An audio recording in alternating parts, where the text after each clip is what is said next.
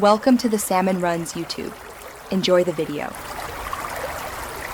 You start by preparing both devices so the connection is reliable.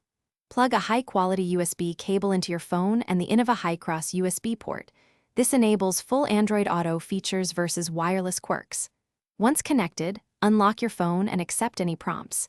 Make sure Bluetooth and Wi-Fi are on because Android Auto negotiates both. You'll see a pairing request on the car screen. Tap Accept.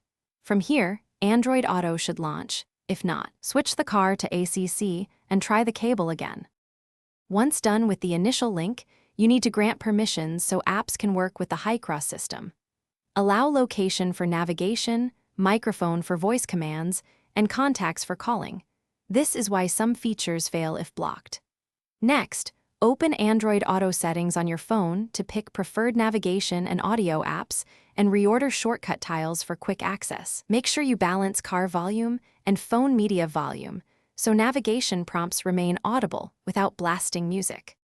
To finish, verify functionality. Call a contact, navigate to a destination, and test voice commands using the steering wheel button. If audio or responsiveness is poor, switch USB ports or replace the cable. Poor data lines often cause lag. Make sure the Hycross infotainment firmware is up to date. Manufacturer updates fix compatibility. If Android Auto still won't connect, reboot both phone and car head unit and then repair. One key tip: try a known good cable before deeper troubleshooting to save time. Thanks for watching. Consider subscribing if we helped you.